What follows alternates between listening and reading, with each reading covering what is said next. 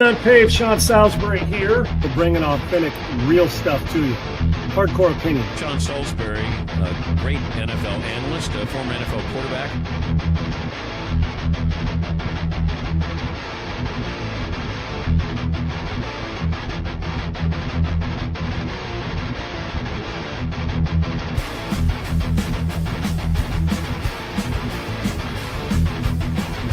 To me, Tom Brady is the GOAT because he's done more with less than any player at that position we've ever had.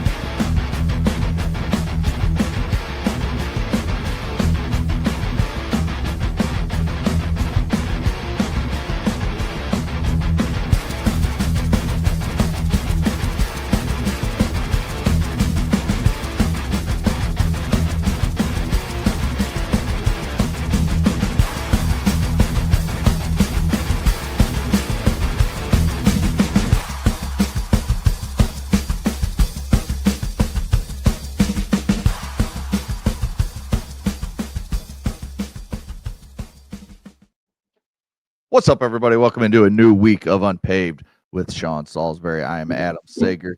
Make sure to like and subscribe to the YouTube channel at Unpaved Sean Salisbury.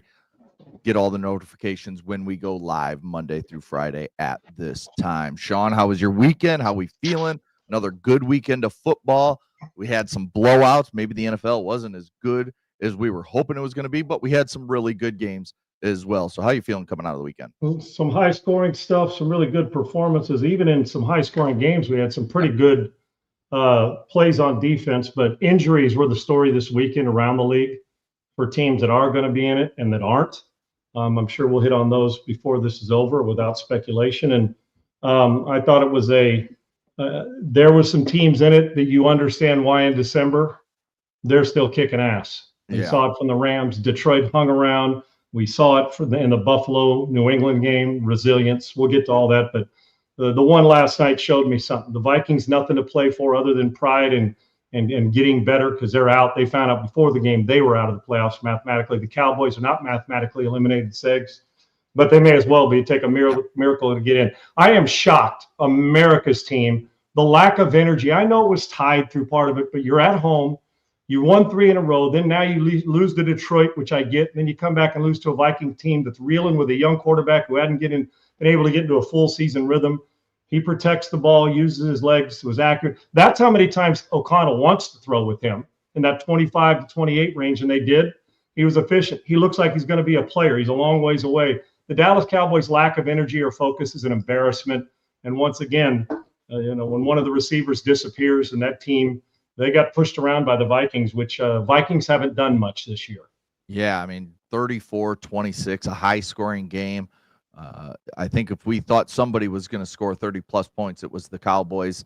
But the Vikings come out and play decent football. And as you mentioned, McCarthy's playing some decent football the last couple games. He's showing that he can at least be competent because there was times we were wondering if he was even going to be competent in the NFL.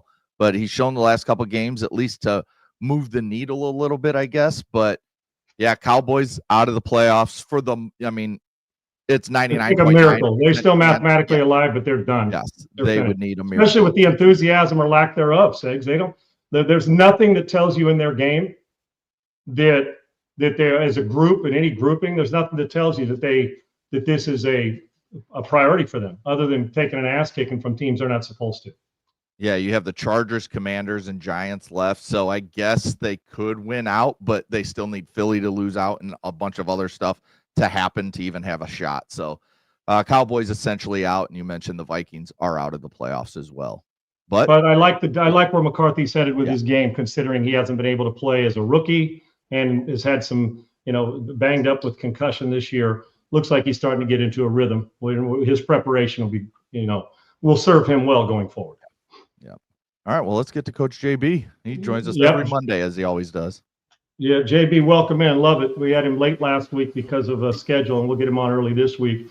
Let me get it right. It's at Coach JB. Why do I want to get it? It's at the real coach underscore JB. Underscore. You're too popular. I got it right last. You're too popular to have an underscore in your I wish I wouldn't have had the this? underscore, man. You know, the problem is when I created it on Netflix years ago, because I didn't do social media, they did that because somebody else had it or something. Well, but there's only one JB, dog. It's I'm the saying, underscore. I know you're the real coach, JB. Right.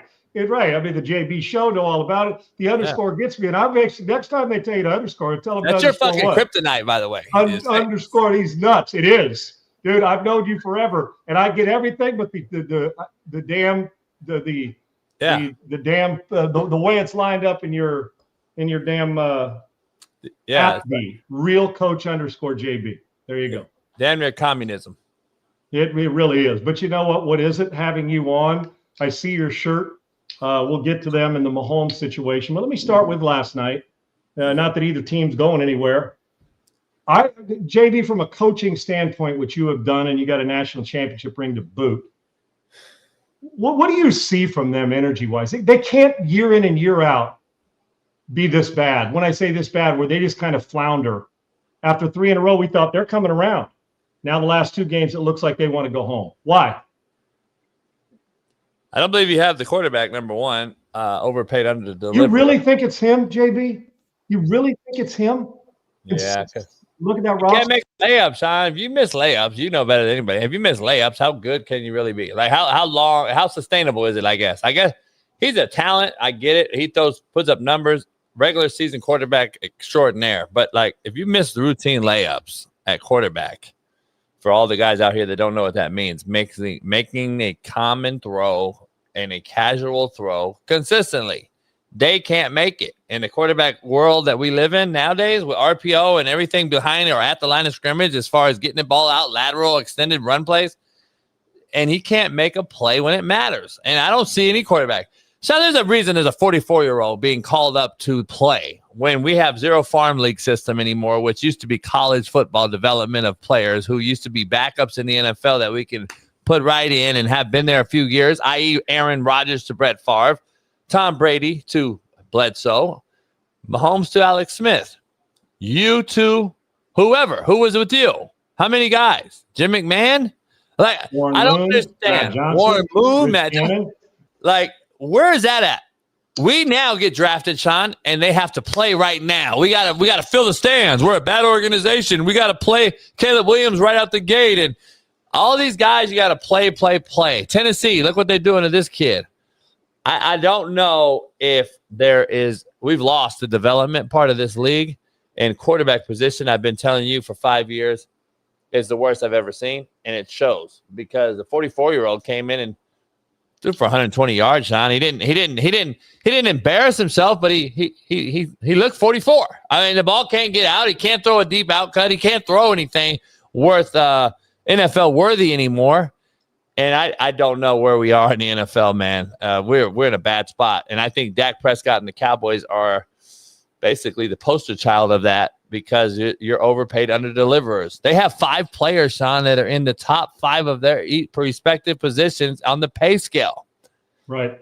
Lamb, Pickens, a guy that's not even playing in Diggs, the corner, who drops more picks than he catches, and then you got Dak Prescott. So, Sean, I don't know where you go with this roster and how would you clean house, or are they fire sale? Are they at the fire sale point where start to just get rid of it, get rid of some of these big dogs, get rid of some salary?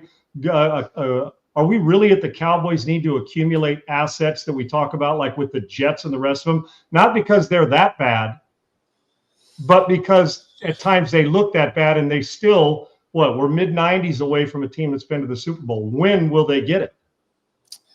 Yeah, I don't know what you do. You really are sold on Dak Prescott. Let's say you got everybody else. You keep Dak Prescott. Aren't you doing the same thing over and over and expect a different result? Who are you putting around Dak Prescott that's getting them over the hump? You can't get two more like much better wideouts than they have. I mean, these are 2 of the best. I don't know. You could argue the best tandem in football if they're all on and not being shitbirds that day and they want to focus in. And just talent alone. Just pure talent. Yeah, no doubt. I don't know if there's better. You got a pretty damn good tight end. He's pretty damn good, Ferguson. You got an upcoming back, I think. Williams kid. I think he does great. I think he's a big-time back. Your O-line's not as good as you're accustomed to in Dallas. Your defense is horrific, Sean. I mean, this is the worst defense I've seen Cowboy team in a long time. Your back row can't guard nobody. You can't get a pass rush. And I get why And since they got Quentin Williams, they've been better. But then, and it looked like he was playing chess when everybody was playing checkers. Jerry Jones, that means, when he got rid of, Micah Parsons. And you can still argue they won that trade. You can still argue it if you really want to for the future. They won the trade. But here we go. Now Micah gets hurt in Green Bay, and now people are going to say, well, Dallas did get lucky and won the trade. Well, yeah, but you're also not a playoff team. Green Bay is. So there's a huge issue in this in the roster, in my opinion. But if you can't make layups as a quarterback at $60 million, Sean, I don't know where you go. And you're not getting out of that contract. It's kind of like a Deshaun Watson, right? Yeah, you're hampered. There's no doubt, because who's going to take it on? That's the problem, at this stage. At the real coach _JB on Twitter, every single Monday at about 12:10, JB joins us. All right, let me get to that Phillip Rivers conversation. I love the fact that he had the balls to get off his couch. That a lot of guys wouldn't want to risk more. There's more chance at embarrassment than there was at reward, right? But I love his personality of his high school kids got to see it, his own kids, and he's got a lot of them. There's an example there, and nobody questions his toughness or competitiveness. But I said last week, and JB, I know you agreed the same way, is this is to keep you in the right play, emotionally, mentally strong, and knows how to handle the line of scrimmage more than anything else. This was nothing to do with physical, because at 44, I guarantee he's sore today, no matter how many hits he took. But watching him, if the ball doesn't come out on time, they've got no chance in the passing game unless it's sideways, JB. And even when it does come out on time, it's not the same. But it wasn't the same 5 years ago. So you knew what you were getting. Had him in position to win. I mean, go down there. It wasn't because of him, but you know what? I'd say at times getting the ball out and at least not taking a sack. And he looked a little sluggish in the pocket, but I give him credit. He did give him a chance. Defense couldn't get off the field in the end there, and they get a field goal and get kicked. But while it wasn't pretty, I give him a lot of credit for battling, and I know it was emotional for him. But damn, JB, all you do is got to squeeze and play the line of scrimmage and beg Jonathan Taylor to, not to beat you and line it up and say, you're going to have to throw the ball beyond 10 yards on time or you're going to get hit in the mouth. That's where we're at, even with all the respect I have for Phillip Rivers and the fact that he pushed his Hall of Fame candidacy back 5 more years by coming back. So it took a lot of balls, and I give him a lot of credit for that. He also got 5 years extended on his insurance. Yeah.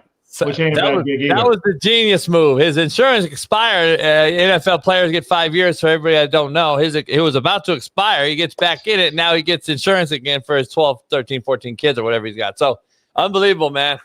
Unbelievable. Yeah. And JB, I was thinking, man, that's that arm, when you're like, haven't thrown for a handful of years, you go out and throw it, and then you're like walking off the field. And he's never going to throw it. You do it and you're throwing it. You don't let anybody see it. Like the wincing, but your face, your furrow in your brow, like, damn, that ball ain't coming out like I want to. So it's all going to be about timing for him. But you know what? And Sean, he's a tough son of a bitch, though. I give him a lot of credit for that. Let me ask you this, though. That was adrenaline at his all-time high. No doubt. He will not have another game where the adrenaline is this high, where he was you could have hit him with a missile and he was going to bounce off that yesterday. But next game going forward, I believe you're going to find out that this is a 44-year-old guy, and they're going to get mollywopped. They have a hell of a schedule ahead of them, and there's just no way that he has success, is there? The fact that he hung in there against Seattle is saying something. But you're right, JB. He's probably a little sore today, but now it becomes the business side of it. Thanks. We're great. Love having you. Kids are excited. Your team's excited. We all listen. I tuned in and had the volume up on all the games I put on. The volume was up on this game at least for a half because I wanted to hear how they were discussing him and to watch what he was doing. And you could see him laboring, but like I said, most guys may not have had the balls to come out because most guys will come out, will go to the bench and back up a young guy and mentor him. They threw him right in with less than a week's work and had to do it. Like I said. Business starts to kick in now that the excitement and the adrenaline's wore off. Now he's got to go to work, and it's going to be a tough run down stretch. I don't know how the success continues. All right, a couple injuries. Comment on these. Mahomes has been pretty damn healthy his whole career, JB. Now with the ACL, he's got to go to work and spend obviously the offseason getting back right. Things just weren't right in Kansas City all the way along, and our best to Patrick Mahomes. So with the injury to Mahomes, start there. And then the Packers situation with obviously a non-football related injury to Michael Parsons. They were flowing around yesterday. Injuries always come into play this late in the season, as does attrition. Yeah, unfortunately, I believe this, how I feel about it. I think Andy Reid's done a remarkable job creating an offense that allows this guy to stay upright for as long as he has, especially when, to me, this is kind of like what he's been for a while. I think it's been hidden by a number one defense in football and many, many more weapons than he has right now. And listen, Rashee Rice is their big-time playmaker. Xavier Worthy's their slot mismatch that you thought was going to be a nightmare for defenses. And Kelsey's 40 years old. I mean, he looks it. He looks 40. Whatever age he is, he looks old. And my one side of me is like, it's been a great run. Andy Reid's one of my favorites of all time. But they've had no running back, I guess, on a team that's so successful to not have a big time name running back and run the football to keep this guy a little bit more upright when you've lost offensive tackles over years and you have no O-line this year is a little alarming to me that they would have allowed it to get this far. Hunt is not a starting running back in the NFL. Pacheco's been over, I guess we thought he was good in the 2 Super Bowls ago and it looked explosive, but we haven't seen that guy since. I don't know why. You drafted a young athletic guy out of LSU that really never panned out. I don't know what happened. Yeah. Hilaire we thought was going to be the guy. I don't know what happened there, but their defense is middle of the pack this year. Their offense is even worse than that. And this is what happens when you can't get the ball out quick to a Tyreek Hill and be lateral, as Andy Reid is, Sean. And now he has to stand in there and try to throw a dagger route or a basic, outside the backer when he drops into the quarter coverage and I'm throwing it in the anticipatory windows. I don't have the time to do that. That's not his game. Never has been his game. And now he's taking unnecessary shots that you or shots that you just normally don't see. Plus, you see him all year long, Sean. He's been trying to run people over and he's been trying to do all that. And you never seen that before from Mahomes. He's always ad-libbed with his feet, but now he's trying to be physical and that's not this guy's makeup. That's not his DNA. Like, he needs to be getting it out quick, and a gimmick offense that Andy Reid's devised, and that just wasn't it. You could kind of see it. This looks like the Mahomes I said he would look like if he was drafted by the Bears or one of those lower echelon programs years ago. This is who he looks like the last 2 years, by the way. Baker Mayfield's doubled his stats, just FYI, and I'm not even a big Baker guy. So statistically speaking, he had a couple good runs there. But that's why you got to stop anointing these guys so quickly, Sean. We put our foot in our mouth too often, especially on ESPN, these networks, when we're saying he's the best ever to do it. He didn't even beat the best ever to do it when he was 45 years old. How is he the best to ever do it? And he couldn't even beat the GOAT of GOATs one time. As you see there, the eerie similarities with Mahomes and Brady. Both tear their ACL in their 9th NFL season, coming off a Super Bowl loss. And both QBs having won 3 Super Bowls prior to that. Well, if Mahomes is fortunate, and I hope he gets healthy, he has a lot of, if he's fortunate to match Brady, he's got a lot of good football ahead of him after this, if that's the same similarities, and he takes care of his body the way Tom Brady did, and good on him, and a quick recovery, and hope that comes back full and healthy. Unfortunately, Sean, they're cooked next year too. Yeah, I was just going to get to JB real quick about that. Because this is, even if it was a 9-month injury, that's going to take you into training camp or later than training camp into September. That's November. Yeah, that's what I'm saying. So you're week 8 of the season. A year, right? Yeah, that's what I'm saying. If you have like a couple guys that have come back and played, the key is in these injuries. If you think you're healthy, take 2 more weeks or a month, because we've seen the other one where they're not back healthy and they want to get out there and they're rushed. So you're talking about training camp will go, and they'll be into their season probably a month by the time he's hopefully getting ready to play, unless there's some different recovery from an ACL that we don't know about. And Sean, Andy Reid's not going to get – he's not going to draft a rookie, and he's not going to get – at least not in the first round. Right. No. He might draft a quarterback, no doubt, but not in the first – not to me the starter next year. He's going to go after – here's a breakdown. Aaron Rodgers, 41 years old. If you could say what you want to say about him this year, he is the MVP of that team this year. He's the best player on the Pittsburgh offense. That's bad. I mean, I'm just going to tell you right now, he has no weapons on offense. They're in 32 personnel and 30 personnel and 22 personnel because they have no weapons. They're all tight end heavy. Their best weapon's a 330-pound tight end, Sean. He's the MVP of the Pittsburgh Steelers, regardless of what you want to say. He's 41. Kirk Cousins threw for 300 yards 2 weeks in a row at 37. Flacco left one place, drove 91 miles, and started at the other place and led the league in passing for his 4 weeks before he gets replaced by Burrow in Cincinnati. He's 8, 9? And 37-year-old Matthew Stafford's the best quarterback in the NFL. There is no one else. So guess what? Andy Reid's going to go after maybe Kirk Cousins, Flacco to start the season. I could easily see him going after an older guy that is better than any of these young guys right now. So you think, JB, how many players away are they from getting back to Super Bowl? I know we're just less than a year removed from a Super Bowl appearance, but it started. They were fortunate. They made plays at the right time. Right now, they're not. Even when Mahomes was there, they haven't been good enough to take advantage of certain opportunities. So let's say Mahomes was healthy and this injury never happened. How many players away are they from getting back to being a dominant team? 5-on-0, 2 tackles, probably a guard, a big-time back, and a big-time tight end. They got to have that bare minimum to go along with Rashee Rice and Worthy if those are going to be your 2 guys. Hollywood Brown is just kind of who he is. He's Hollywood Brown. The Horton kid or Thornton or whatever, he's been their best touchdown receiving guy, and he's a nobody. So, like, this is who it is. They got to go get a young athletic tight end, a Gronk or a young Kelsey type. And who that is, there's a lot of them out there now. There's a lot of tight ends coming down the pike that there are a lot of Warrens and Bowers now.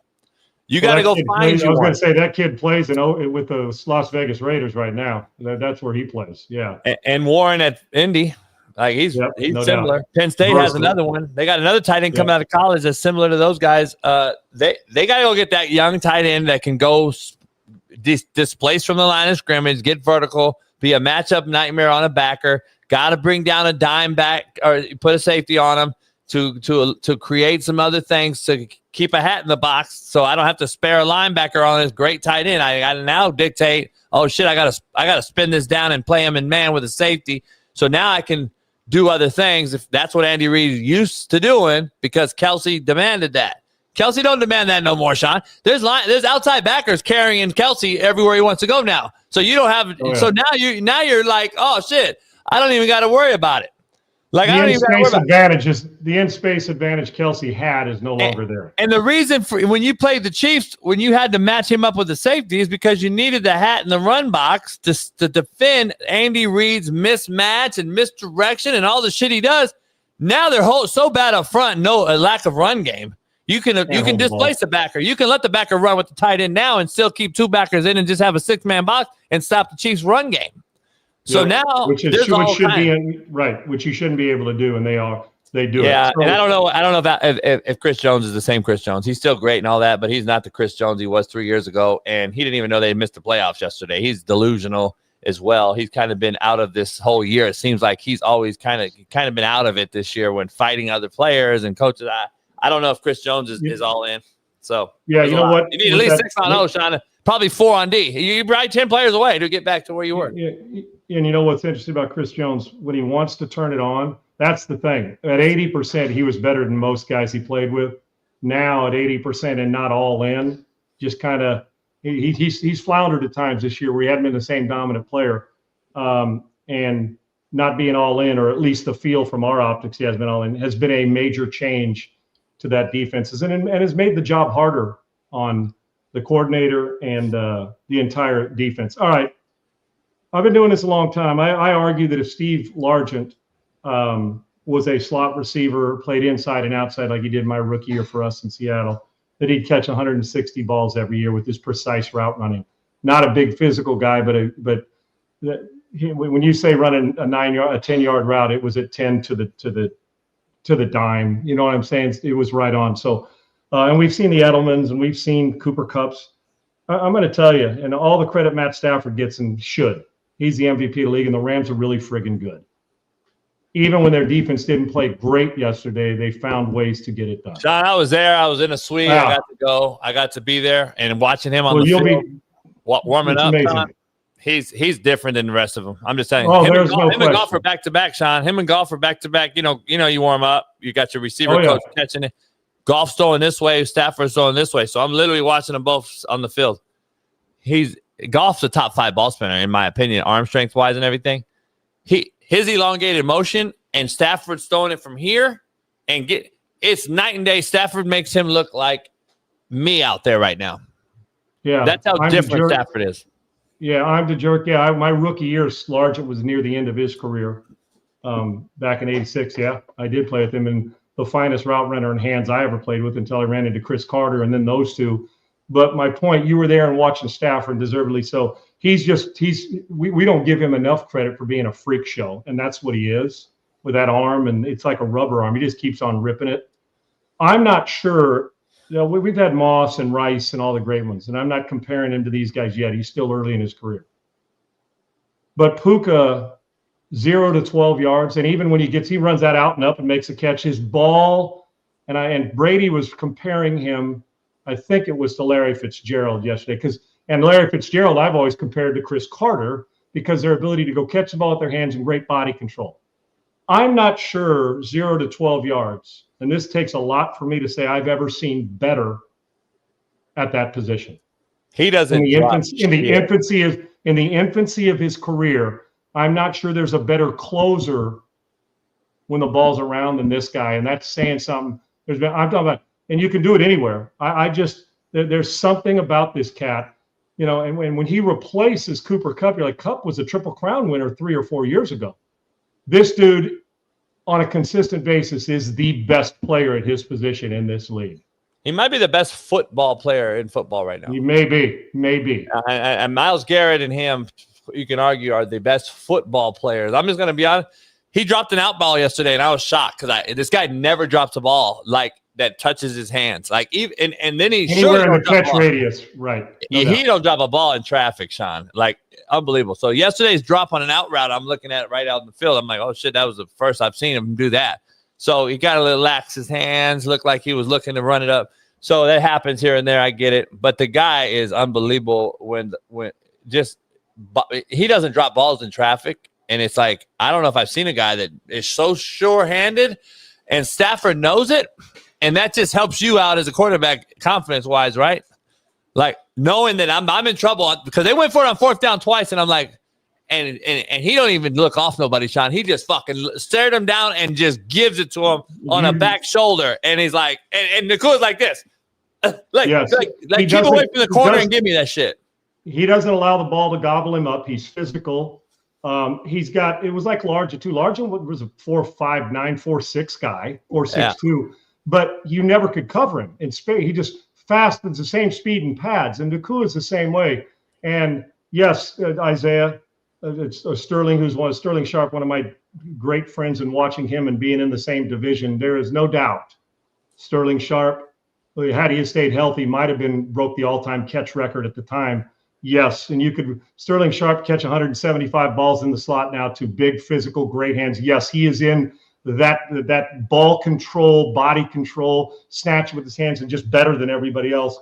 And that is Puka. And it's a joy to watch he and Stafford work together. And you're right, you don't have to look him off because no matter where you throw that ball in the catch radius, he's getting to it before the DB is, just because his aggressiveness. It's one thing to be aggressive and have hands of stone. It's another thing to be aggressive and catch it like it's one of those Westin hotels, heavenly mattresses. It's frightening, and that's how good he is.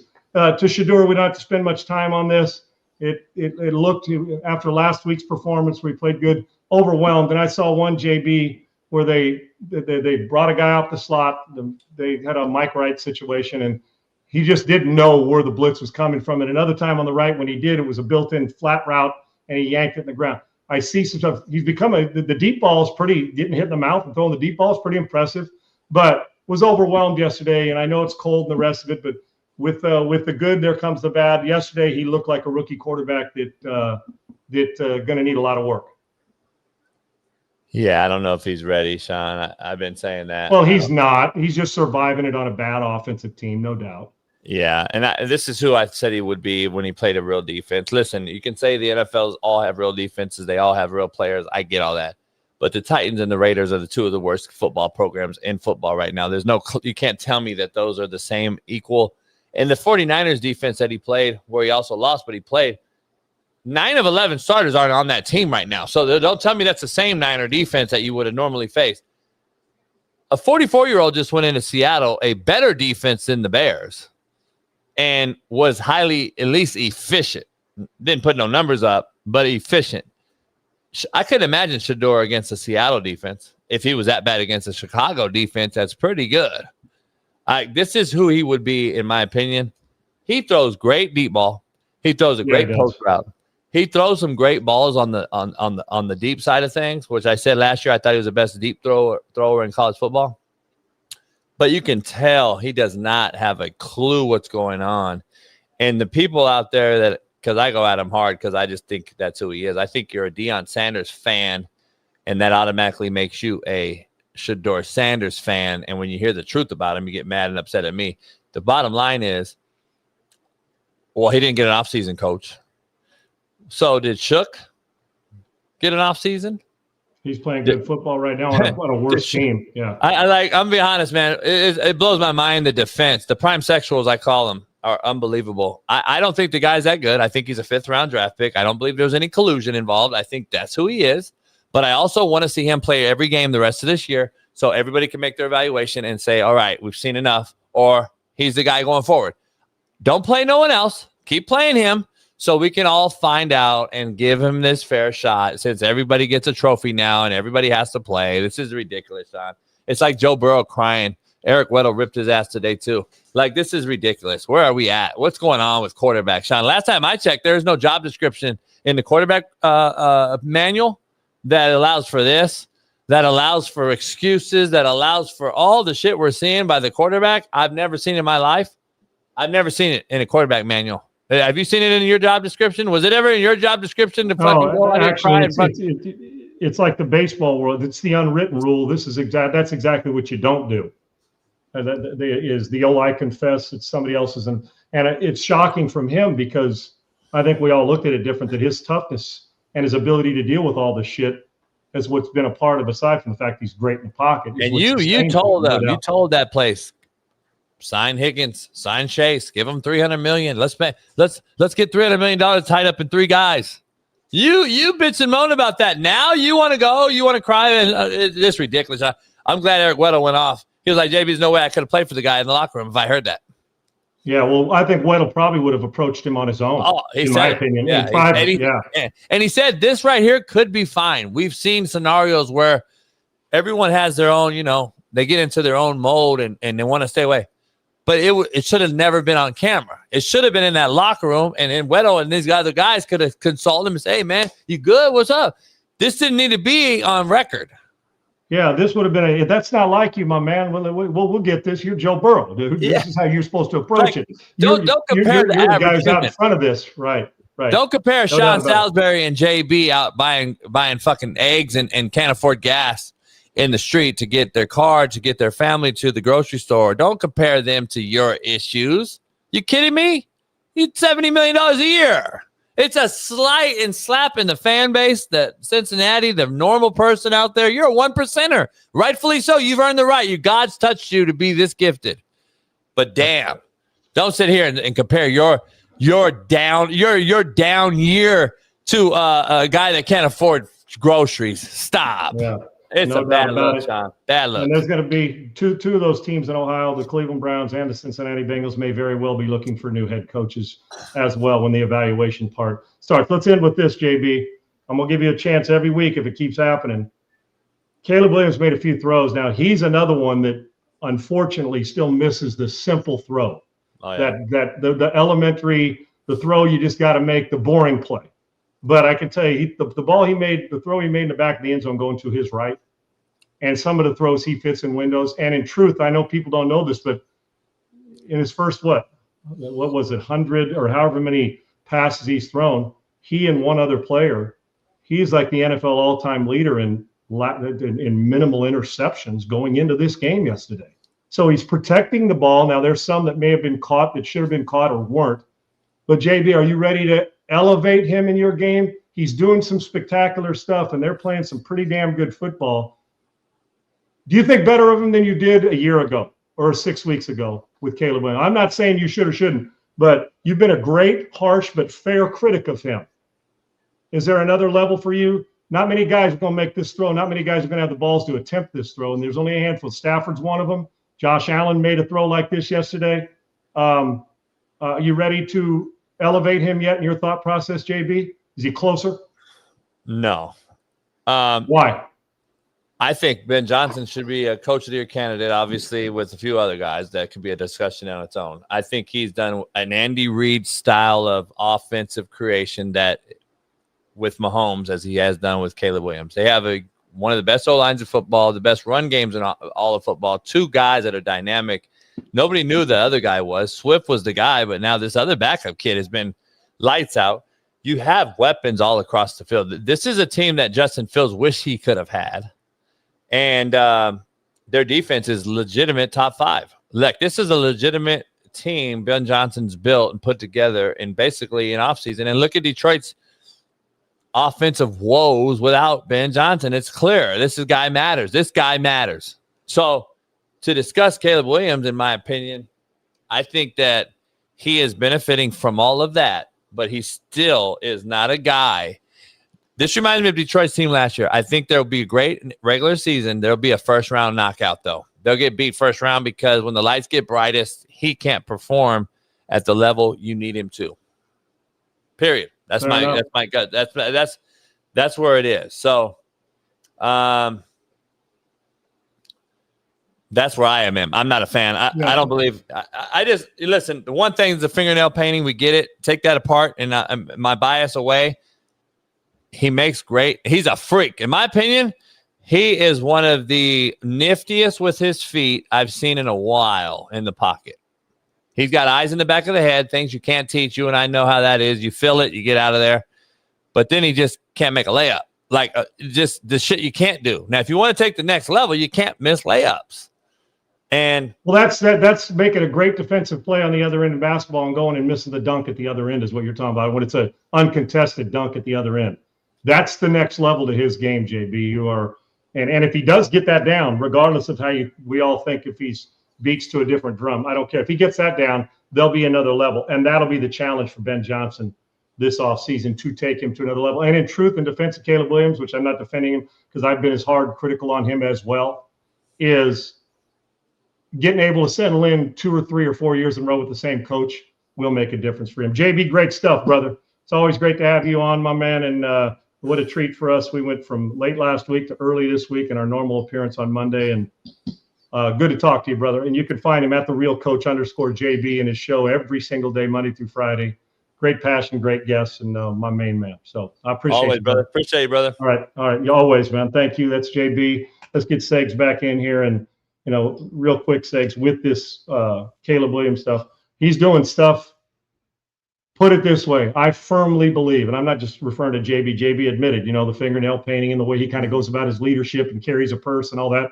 In truth, if you're able to compartmentalize and that stuff doesn't bother you, whether you're new school, old school, or anywhere in between, you cannot deny the talent of this football player. He is extremely gifted, great feet, as JB said. Off schedule, he's sick. On schedule, he's starting to really do stuff where he's not escaping after the first read. He's hanging a little longer and then escaping. He's using his legs as a check down when necessary as opposed to as a crutch, which is important. The next level to his game, if I was coaching him, and Ben Johnson's smarter than I am, the technique of, dude, you can't, I think a lot of times when guys are this gifted, Segs, what happens is they take for granted the simple stuff. It's like, think a quarterback dropping back, he's a right-hander. The easy way, as we call it, is when you drop back, you're a right-hander, seeing everything in your face, you don't mechanically have to do much because you're throwing to your front side. Let's say you're throwing a curl flat and you miss the flat to your front side. I'm just telling you, what happens to us, and as a right-handed thrower, the easier the play, the more we relax. It's like a check down. Why sometimes you'll see a 5 yards check down. It hits off the guy's hands and ends up in somebody's hands. Why? Because we get too casual, not relaxed. Relaxed is good. We get too casual. Oh, that's an easy throw. So what do? Kind of drop out of slot, take it. It's a 5-yard check down. Ends up as a bad throw. You saw it a couple times yesterday for people, not just him, where they'll miss one guy's sitting in zone. He'll throw it to the wrong shoulder guy. The easy, boring stuff. If he can ever get to the point where in his mind he convinces himself, and I'll in this part of this on one thing I do when I train quarterbacks. I've had some over the years that are so physically gifted, and when they're in high school, they're so dominant over the other guys that they can get by that way, Segs. They don't really have to settle in mechanically, decisions. Oh, there's a check. Oh, I'll just use my legs and run by that guy. I can be late throwing the ball, so I can be a window late because, well, my arm's stronger than everybody else. I'll fit it in there. And I've gotten to the point where I train hard with guys that are so physically gifted. If you got great feet, I train you like you don't. Meaning, sit in that pocket. We're not going to be. You sit in there. We're going to learn how to manipulate this because I know what your crutch is. I try to train them away from their crutch. Yeah. I want them to use their crutch as reactionary when they need it, not as a crutch before we get through all the great decisions we need to make to throw the ball to the open guy. And I train the strong-armed rifle. I have a kid he can throw it through a car wash without getting it wet. And he can hit the car wash down the field. At times, he'll miss the car wash because, well, he takes it's too casual. Yeah. On the easy ones because he's so gifted. So I train him if he's got a pop gun arm. So what does that mean? Throw on time, get your feet underneath you, throw the ball. Accuracy is at a premium. If you're late with a pop gun arm, you're dead. Phillip Rivers. No disrespect, tough, but Phillip Rivers. So when you try to coach, I try to coach them out of the crutch, meaning the crutch within your reads you don't want. The crutch becomes what we do when all hell breaks loose, and I'm going to go try to make me a damn play about 6 to 8 times a game. That's when go lean on it, man. Be a football player. Just go do it. Be an athlete. But the other times, those are the ones that are going to separate 3rd and 4, miss a 5-down check down in the playoffs. They get the ball back. They go down and score. You lose by 9 because you had a chance to close it to a field. You get my point, Seg? Mm-hmm. So to me, I train them. And if Ben Johnson can somehow convince Caleb Williams to coach him out of his crutch early in the reads and on the easy stuff, Caleb Williams will be fantastic at the next level. The stuff that he can fix is the easy stuff. The other stuff you can't coach him on. You ain't coaching a guy to make that throw that he made. That's just pure, first of all, balls. Second of all, to have the velocity and the wherewithal to fit it in the window and throw it. And he did. So once he gets the simple stuff down, it'll be a new level for Caleb Williams. And I firmly believe that because he's and some continuity with his team and a coordinator / head coach, which he hasn't had in his career. Yeah, I mean, Ben Johnson has done wonders for Caleb Williams, and you can see it clicking. Like, yeah, two games ago against Philly, he wasn't that great, wasn't that accurate. Then he came back against the Packers and was pretty good accuracy-wise. And then yesterday I thought was arguably maybe his best game of his career in terms of just the way he was throwing the ball. And it was 7 degrees at kickoff. It felt like it was -15, and it didn't bother him one bit throwing the football. I mean, the Bears, I think he was 17 of 28. The Bears had 5 drops. I mean, balls that hit them square in the hands, and they dropped. And then he had no roam either, right? Yeah, no roam again. Yeah. He threw the ball away. I think it was 2 or 3 times. So now you're talking about really just 2 or 3 passes that were, incomplete. And those are sometimes the best plays of the game. Throw it away. It's okay. Live to play another down. You can't make that's and coach. He's starting to get better at the hero stuff. And in the process, he's becoming a bigger hero. And the stat you were mentioning to JB was in any quarterback in NFL history. So all you guys that have played quarterback that have 1,000 throws. 1,000. There you go. Yes. He has 12 interceptions. That is the least amount of all time. I think it was Teddy Bridgewater had 14. He's the next closest. So, I mean, he's protecting the ball.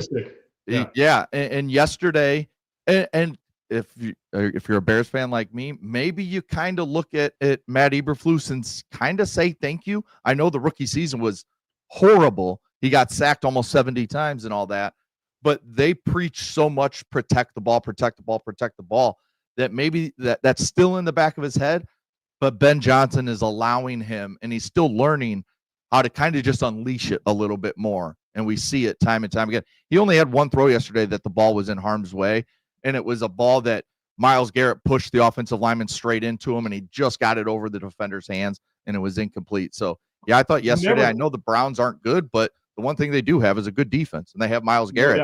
And they had a great game plan for Myles Garrett. He got a sack and a half, but even the sack he got, the main one, was Caleb just holding the ball in the red zone, not turning it over to set themselves up to hopefully go up 17-0, even though Cairo Santos missed. And that's a tribute to Myles Garrett. Even when they're not playing well, he's getting blocked. He still gets a sack and a half. And when we see, and there's another part of the discernment. People say, don't take a sack in the red zone. Well, sometimes you're in position that if you try to do something and throw it out of bounds and you can't get how many times we've seen guys throw it, doesn't get there, and it gets picked because they can't get it out of bounds, that you're in that 25-yard line range and you take a sack back to the 30, you're not bothering. Now, if it was a torrential downpour, you couldn't see with fog, I get it. But that's the best. Okay, I'm going to secure the ball. Okay, we're back at the 30. It's now a 48-yard field. And you were up 14-0 at the time. Right. So that's exact. Preserve more points. He's starting to get it, and it's starting to kick in, and that's going to serve him and Ben Johnson and this team well moving forward. And the other scary thing about the Bears, last thing, is the fact that probably their two best weapons over the last 3 weeks have been rookie Luther Burden, who they took in the second round, and Colson Loveland, who they took in the first round, the tight end. So, I mean, as these rookies who continue to get better, it's going to be scary, especially with that offensive line that is just, I mean, like Coach JB said, I mean, they are arguably the best offensive line in football. And yeah, Justin Fields, Mitch Trubisky, they would have killed to have this offensive line, but credit to Ryan Poles for going out and putting it together in one offseason. But neither one of those guys, I don't care if they had the Dallas Cowboys of the 90s offensive line, neither one of those guys is making the plays Caleb Williams makes. He's a better player, period. Yeah. Let's switch over to college. We're going to go rapid fire here, just hit some topics, and then we'll move on, maybe wrap up the show with a little more NFL talk. Fernando Mendoza wins the Heisman Saturday night.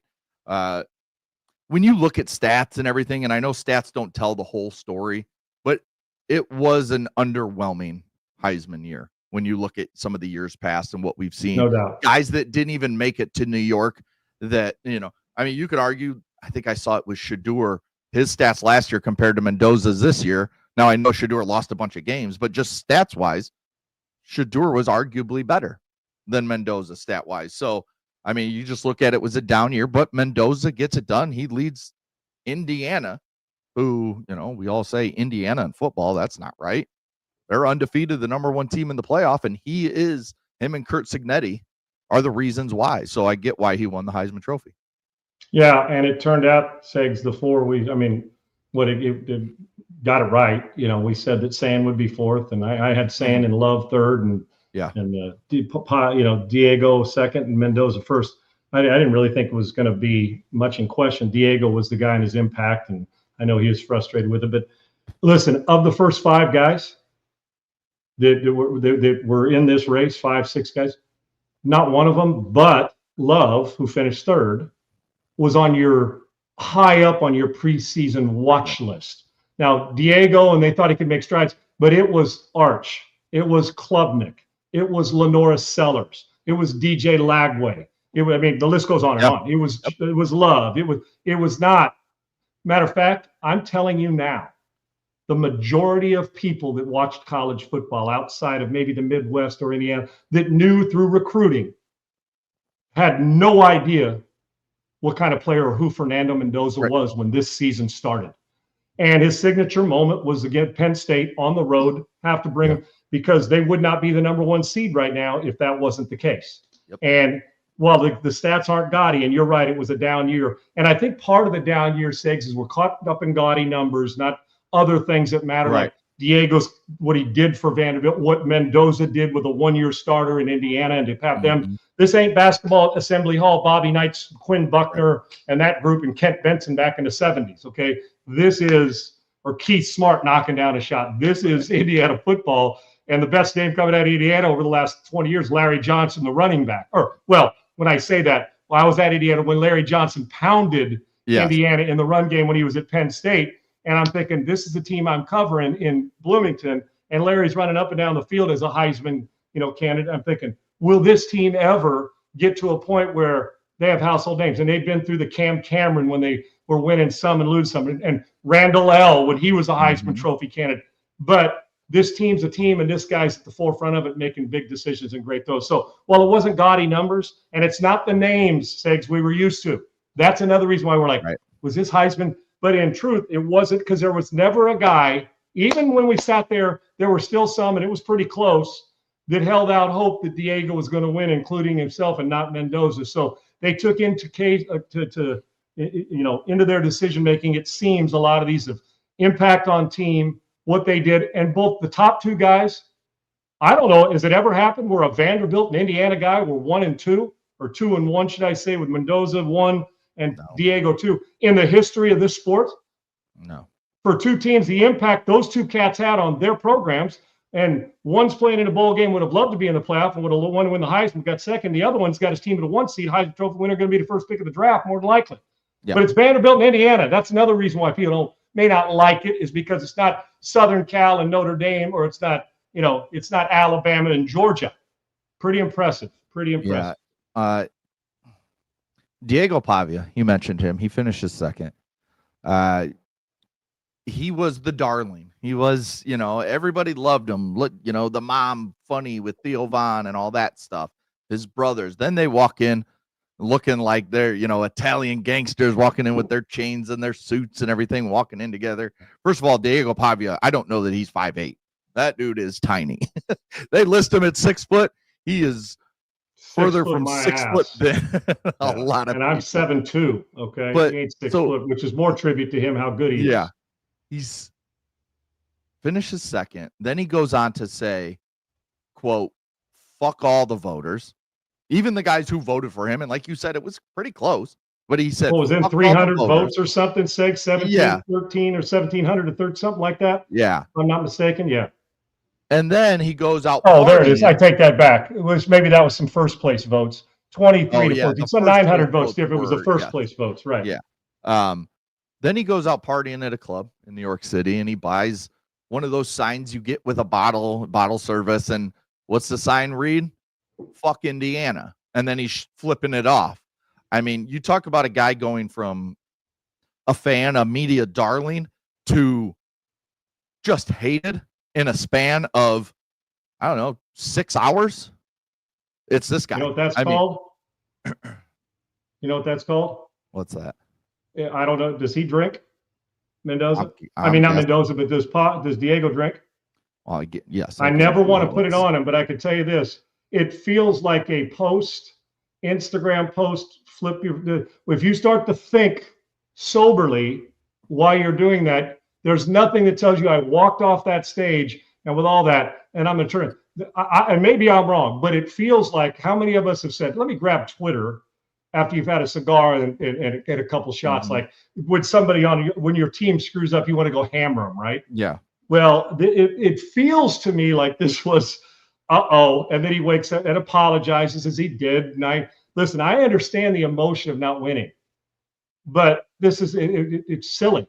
It's probably going to remind people, and I don't mean this because he's worked. Johnny Manziel went through some of this when he got to, you know what I'm saying? It was spectacular, but he won it, so I understand it. But you had a bunch of people that would have liked to see Diego win it.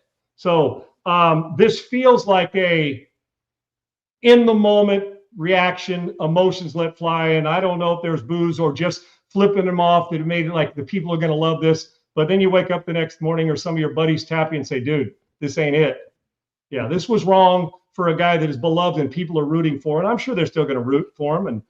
But this is one where you're exactly right. You went from wow, just like DJ Lagway in a different way. He's going to go through it in Florida after he left there and another thing, college football. But I feel bad that the voters that for Vanderbilt, after the great representative he's been, and people will get over it. But that 15 minutes of stupidity probably he'll regret, I'm sure, and probably going through that today. Well, and I'll just tell you right now, I mean, he can't go back to college because this was his graduate year. We're not going to hear from Diego Pavia again unless it's something like a Johnny Manziel career, like trying to figure shit out. Maybe gets caught partying, maybe makes it to the USFL or whatever and is playing some decent football, but no one's really going to care. It was a great maybe story. It was his going away celebration party, Segs. He doesn't, like what the hell matters now? But it's still, going Still, out. he could have said, "I'm frustrated. I didn't win. I want to win." Yeah. I'm not telling him what to say, And but he being did in the club apologize and wrote right. a big long article Of basically course. on Twitter, but I don't care. Like you showed who you were right there, and that's the way it goes. Did the other two guys do that? No. They lost in the No. top 4 that were there? Oh, okay. No. Yeah. I listen. This I love everything about the kid, the way he plays, his energy, all of it. This you didn't need to do this because the apology took 5 paragraphs more than that because you Right. know it was going to offend somebody. You don't have to worry about offending people if you're doing the right thing. But listen, some argue I don't have a problem that Mendoza won the Heisman. He was the Right. guy that I thought the best player on the number 1 team. He should have won it. And Diego made a huge impact. But this ain't it. And maybe some of the people that were going to endorse him may, going forward, because this is a guy that will still get endorsements even if he's not playing in the league, for a minute at least. The 15 minutes will be extended. So whether he makes a team or what have you, this was a great story that didn't need to end this way for him college-wise. Well, he's got one more game, should I say, Segs? Yeah, he's got one more game. His bowl game. DJ Lagway, you mentioned him. He says he will transfer from Florida. I've already saw early favorites are Miami, LSU, and Baylor. I threw in our group text that, watch out for Indiana because Cignetti's looking for that next transfer. I think that's how he's going to continue to roll, try to find that next guy that's sitting out there. What about Clemson, Segs? What about Clemson and Clemson makes sense. Yeah. I mean, that's definitely an option. So he'll have his options. Nebraska's Dylan Raiola just announced during the show that he will enter the transfer portal. And the best tweet I saw yesterday was a picture of Dylan Raiola like crying because now he has to tear his ACL to continue his story of being like Patrick Mahomes. Let's hope not. Okay. We don't need he that. has to. No, he has to. He's going to tear his own ACL so he can continue the Patrick Mahomes look-alike. Well, tell him to urinate a few drops in the the league for 8 years and win, or 9 years and win some championships. Then he can take the Mahomes you don't care about route. the winning part. Right. And you know what's true? Raiola and Lagway, neither one of them. And listen, Lagway's not far from me in the Woodlands. I coached him at a high school camp, and when I coached him, it was like his junior year. You knew he was different, and he's a phenomenal kid. And listen, I don't begrudge any of them for going, but Raiola and Lagway, neither one of them had the years they expected to have this year. Yeah. And neither did either one of their teams. So we'll see where it goes. There'll be people standing in line, though, and I can tell you this, Segs, whether it's Clemson or LSU or a few of those you're talking, Indiana, those two cats are going to go somewhere that can heighten those numbers, put them in Heisman Trophy range, and get them paid. And those teams you mentioned are going to be right in the fray. And Miami did well with Cam Ward. They did well with, Carson Beck, pretty good. They paid him. Somebody's probably standing in that line of those two as well, as you mentioned. I mean, it sucks for Florida to lose DJ Lagway because he's such a talented player. But if he goes to LSU, dude, Lane Kiffin takes him after being one of the finalists for Lane Kiffin.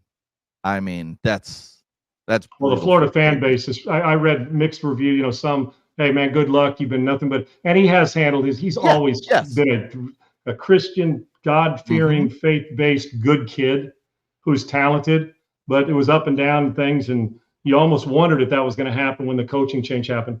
Oh, wouldn't it be great for college football to have him show up at LSU? Now, Florida fans, even the ones that support him, are going to shift that narrative, brother, because those are fighting words, no doubt about it. Kenny Dillingham spoke about the Michigan job, and we have the video we'll show in just a second. But he came out and gave his thoughts. Kalen DeBoer came out and kind of affirmed his commitment to Arizona State. So let's listen to Kenny Dillingham and what he had to say on the Michigan job. I mean, I think that's cool, I guess. I mean, that's one of the best programs in the country. It's one of the most, it's one of the best logos in the country. I think everybody can agree there. In today's era, I think it's one of the best jobs in the country, and I think everybody can attest to that. That doesn't change how I feel about here. That doesn't change that my sister's my neighbor. That doesn't change that my parents live 3 doors down. That doesn't change that my son's best friend is my sister's daughter. So none of that changes, but it is one of the best jobs in America. It's an unbelievable brand, iconic brand, and it's a great opportunity for somebody. Now, he did also say that he has not talked to anybody from Michigan, but he wouldn't say his agent, whether his agent or representative has talked to Michigan. I don't know. Watching that video, listening to the way he's talking, I mean, I can I tell you feel what like that he's video talking did. a little both ways here. He He's is. setting it up. He's still saying, I love Arizona State. I love being near my family. It's my alma mater, but Here's what this is. Michigan's maybe the best job. Dude, Kenny Dillingham, for being somebody awful young, knows how to play both sides. And Mikey, thank you, man. I appreciate you. Appreciate the compliment, and you being a fan and of the show as well. Here's what it is. First off, Kenny, I love you, but I wouldn't keep my family too close. That's a little bit. That's a little. I mean, he's got family. It's like this kid and best friends and mom and dad and the rest of it. I mean, that's awesome. But every now and then you might need a little breathing room. So I get it. And Arizona's a good place to do it. So, and I mean that obviously with a little affection. Did you hear what he said? At no time did he fully deny it.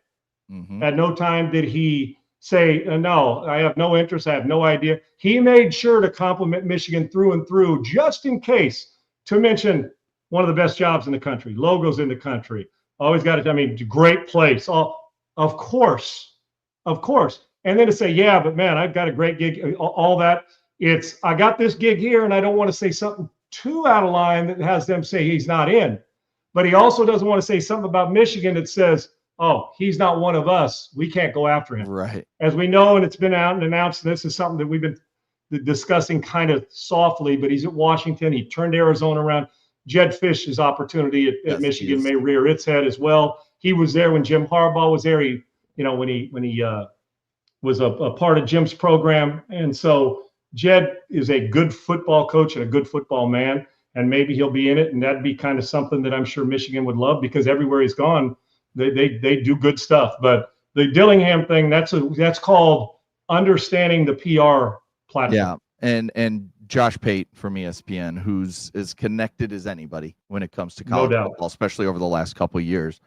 He's still pushing the Kenny Dillingham to Michigan stuff pretty hard, even as of this morning. I mentioned that Caleb DeBoer affirmed his commitment to Alabama. Okay. He's still being mentioned when it comes to the Michigan job. Now, what does that say? We'll see. But another name kind of has been thrown in the mix. Kyle Whittingham says he's done, basically leaves his job at Utah, puts out there, at first it was, I'm retiring, or he's retiring by reports. And then all of a sudden, boom, there's that little turn that says, well, no, I'll still coach. There's still coaching to do if I find the right fit. And, I've seen some people mention that Whittingham is interested in this Michigan job. So I've never heard one person. I've never heard him one time say throughout this, and I've known Kyle, like I told you, he was my host at BYU, and when I went on my recruiting trip, I love him. And he never, no scan, nothing. He just has done it right the whole time. He really has.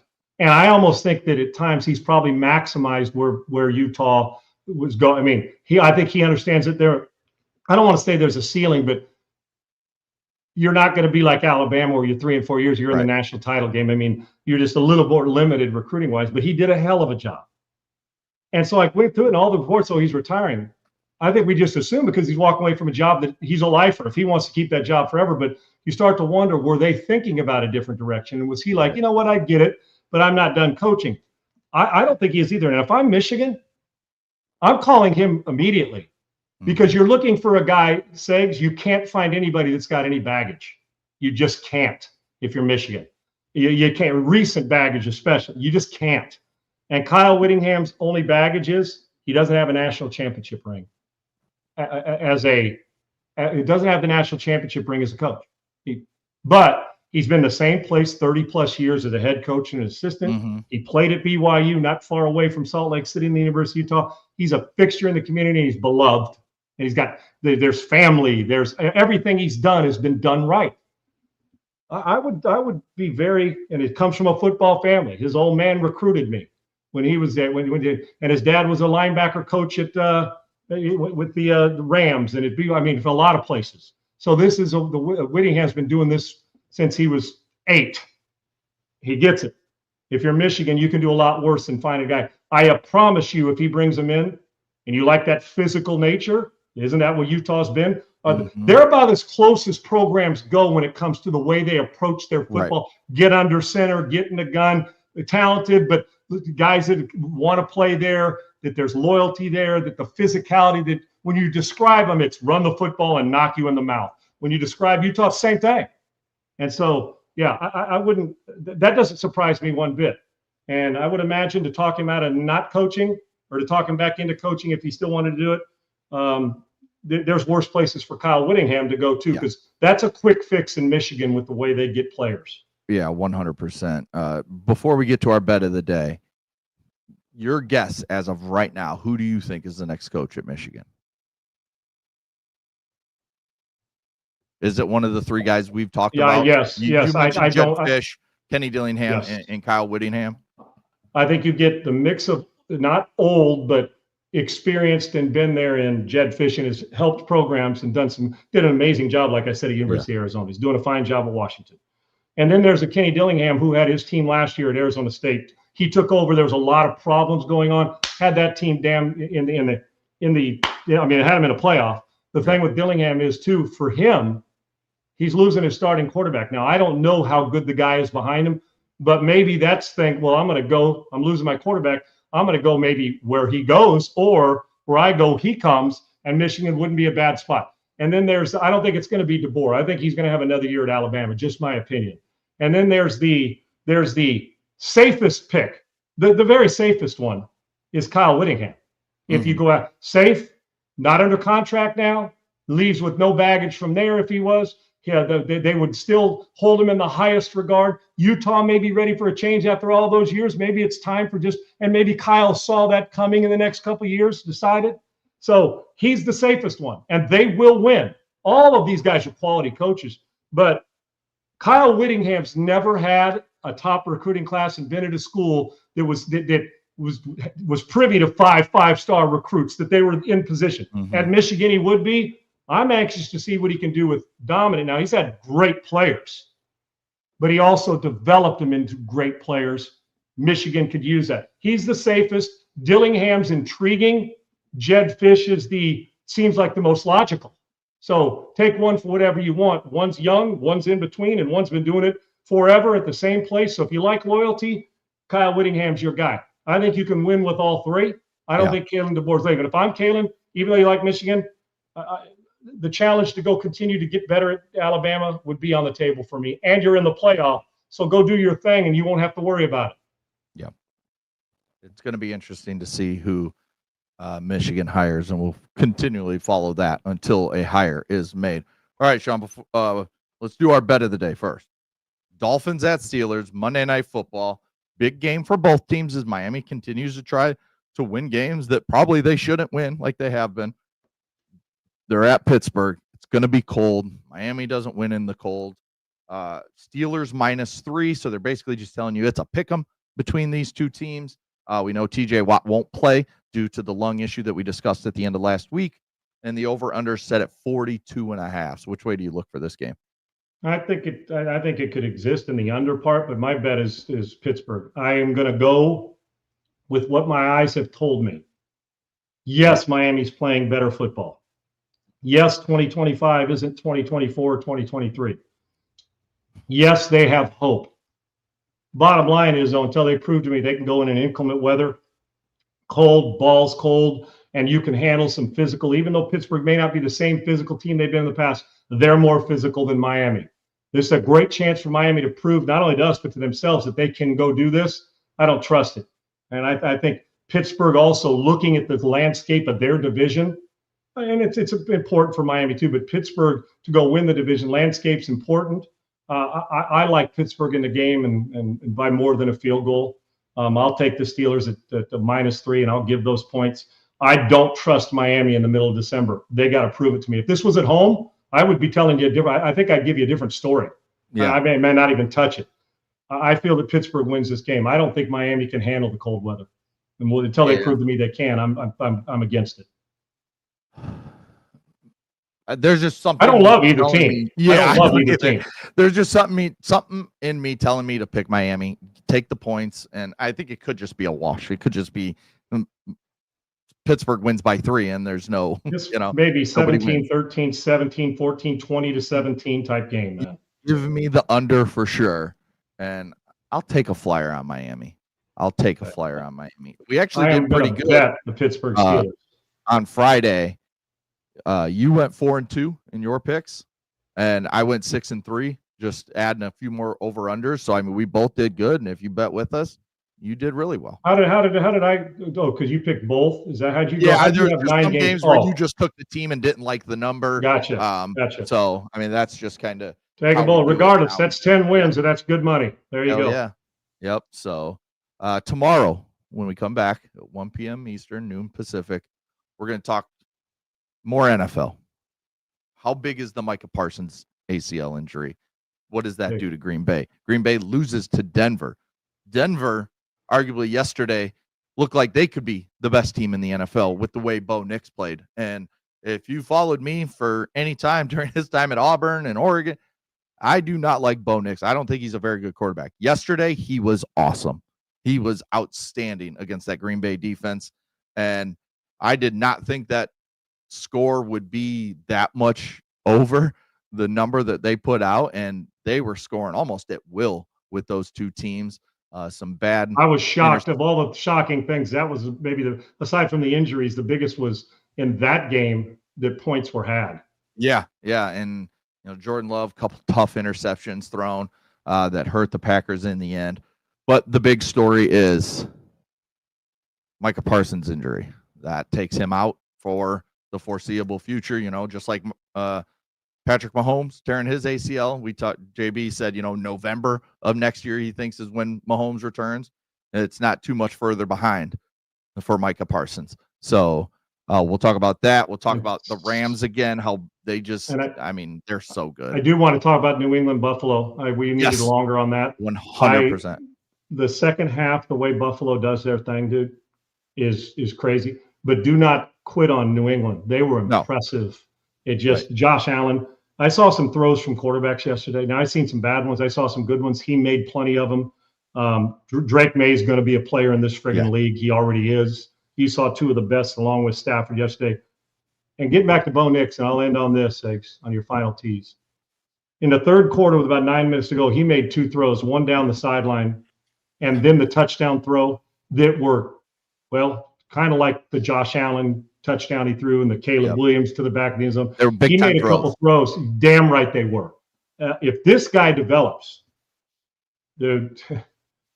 Denver, if he plays his best football in January, I would be very leery of that team because you still look at him. I know you still tread lightly, but man, they're pretty friggin' good. And Sean Payton isn't afraid to do a lot of good stuff offensively. I was impressed with Denver's offense yesterday. We'll talk about it, but that play call of the T formation, handing it to a fullback, I don't know what Sean Payton was doing with that one, but he's got some getting too cute like Dan Campbell. And Dan Campbell and him, they know each other as well. Yeah. So don't kid yourself.